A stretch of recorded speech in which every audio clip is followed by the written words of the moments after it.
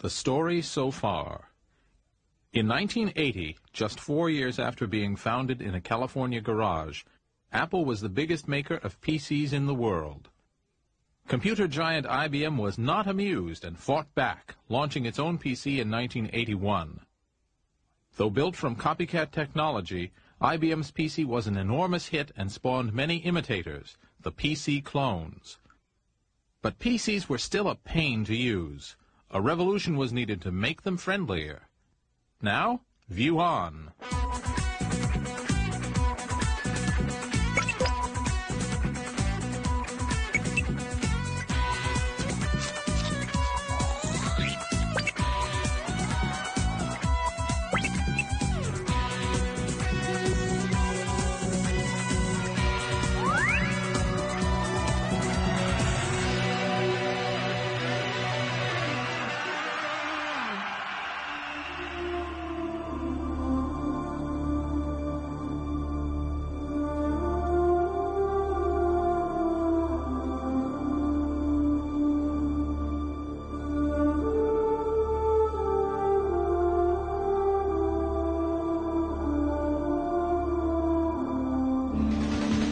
Ladies and gentlemen, welcome to the launch of Windows 95. Yes, well, welcome, Microsofties. Nice to have you all here. But now let's welcome the chairman of Microsoft. Listen to this. This is a man so successful, his chauffeur is Ross Perot, ladies and gentlemen. Please welcome Bill Gates.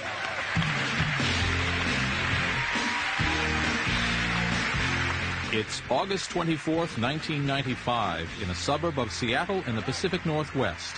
This is the biggest, noisiest product launch in the history of the personal computer. It's Windows 95 software, and Bill Gates is the star, chairman, chief nerd, and spiritual leader of Microsoft. But the truth is, this is the latest step in Bill's dream to have his software running on every PC in the world. we wanted people to be able to appreciate how Windows 95 makes computing faster, easier, and more fun. And for 7 years, it was a lonely, lonely crusade. Reality police. This moves the whole PC industry up to a whole new level. Wait a minute. All this publicity is so Bill Gates can claim that Windows 95 is the latest and perhaps most significant improvement in the PC since it was invented. He can say that his new operating system makes PCs nicer to look at and easier to use than ever before. They'll no longer be just for geeks and nerds. They'll be so easy to use that even my mother will want one. But you know what? Most of the ideas in Windows 95 were invented 20 years ago. The 20-year journey to this software celebration hasn't been easy. It has involved huge gambles, passionate commitment, dramatic setbacks, and required the occasional crushing of rivals and allies. It's the triumph of Bill Gates' commercial vision. Success in the marketplace doesn't have to come from innovation or from being the best if you have a ruthless ability to exploit your opportunities. And the way Microsoft made the PC's graphical user interface its own is a textbook example of that ability. Time for another cringely crash course in elementary computing. In the early days of personal computing, the machines were pretty hard to use. In part, that's because they were primitive, but it's also because computer guys tend to like things that are pretty hard to use. This is an IBM PC circa about 1983, and on it, I've written a letter to my bank manager asking him to back one of my get-rich-quick schemes. I need to file the letter now, and let me show you how I do it. There will be a test on this. Okay, the commands are copy C:\\/ quick-rich.doc space A:\\/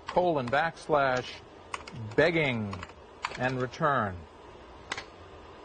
Well, not very easy to do. Here's a Windows PC about 12 years newer, and we'll do exactly the same thing. I've written a document, quickrich.doc, and I put it in the begging file, and yes, I really do mean to do it, and that's it. Pictures rather than words, making the PC easy and intuitive. This is called a graphical user interface, GUI or GUI. Where they come up with these names. The battle to bring GUIs to PCs and make them more user-friendly took 10 years and is a hell of a story. That's what this program is about. It's also about how Bill Gates ended up master of the GUI universe and a gazillionaire. I never said it was a fairy story. It all began in 1971 in Palo Alto, just south of San Francisco, when Xerox, the copier company, set up the Palo Alto Research Center, or PARC. Xerox management had a sinking feeling that if people started reading computer screens instead of paper, Xerox was in trouble. Unless they could dominate the paperless office of the future. You could take computer technology into the office and make the office a much better place to work, more productive, more enjoyable, a lot more enjoyable, more interesting, more rewarding, and so we set to work on it. Bob Taylor ran PARC's computer science lab, and one of the first things he did was to buy beanbags for his researchers to sit on and brainstorm. These are a couple of the original beanbag chairs. The role of the beanbag chair in computer science is ease of use. Okay. It was said that of the top 100 computer researchers in the world, 58 worked at PARC. Strange, as the staff never exceeded 50. But Taylor gave these nerd geniuses unlimited resources and protected them from commercial pressures. It's very comfortable. Now let's see you get out of it. I feel my neural capacity already increasing. There you go. Oh, God. The atmosphere at PARC was electric. There was total intellectual freedom. There was no conventional wisdom. Almost every idea was up for challenge and got challenged regularly. The management said, go create the new world. We don't understand it. Here are people who have a lot of ideas and tremendous talent, young, energetic. People came there specifically to work on 5-year programs that were their dreams. This is the computer room in the basement of the Xerox Palo Alto Research Center. About 25 years ago, they built the Max time-sharing system in here, and now it's loaded with all sorts of other computers. And there's one that we're really interested in here. Let's see. Here it is. Let me turn on the lights. Okay, here we have it. This is a Xerox Alto computer built around 1973. Some people would argue that this is the first personal computer. It really isn't, because for one thing, it wasn't ever for sale, and the parts alone cost about $10,000. But it has all the elements of quite a modern personal computer, and without it, we wouldn't have the Macintosh, we wouldn't have Windows, we wouldn't have most of the things we value in computing today. And ironically, none of those things has a Xerox name on it. What's the mail this morning? This promotional film, made in the mid-70s to flaunt Xerox PARC research, shows just how revolutionary the Alto was. It was friendly and intuitive. This is an experimental office system. It's in use now. It had the first GUI using a mouse to point to information on the screen. It was linked to other PCs by a system called Ethernet, the first computer network. And what you saw on the screen was precisely what you got on your laser printer. It was way ahead of its time. Thank you, Fred. Everybody wanted to make a real difference. We really thought we were changing the world, and that at the end of this project, or the set of projects, personal computing would burst on the scene exactly the way we had envisioned it, and take everybody by total surprise. But the brilliant researchers at PARC could never persuade Xerox management that their vision was accurate. Head office in New York ignored the revolutionary technologies they owned 3,000 miles away. They just didn't get it. And none of the main body of the company was prepared to accept the answers. So there was a tremendous mismatch between the management and what the researchers were doing, in that these guys had never fantasized about what the future of the office was going to be, and when it was presented to them, they had no mechanisms for turning those ideas into real-life products. And that was really the frustrating part of it, because you were talking to people who didn't understand the vision. And yet the vision was getting created every day within the Palo Alto Research Center, and there was no one to receive that vision. But a few miles down the road from Palo Alto was a man ready to share the vision. The most dangerous man in Silicon Valley sits in an office in this building. People love him and hate him, often at the same time. For 10 years, by sheer force of will, he made the personal computer industry follow his direction. With this guy, we're not talking about someone driven by the profit motive and a desire for an opulent retirement at the age of 40. No, we're talking holy war. We're talking rivers of blood and fields of dead martyrs to the cause of greater computing. We're talking about a guy who sees the personal computer as his tool for changing the world. We're talking about Steve Jobs.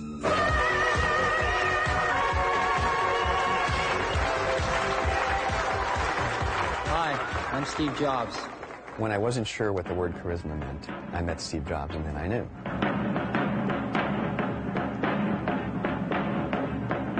Steve Jobs is on my eternal heroes list. There's nothing he can ever do to get off it. He wanted you to be great. And he wanted you to create something that was great. And he was going to make you do that. He's also obnoxious. And this comes from his high standards. He has extremely high standards, and he has no patience with people who don't either share those standards or perform to them. And I'm also one of these people that I don't really care about being right, you know. I just care about success.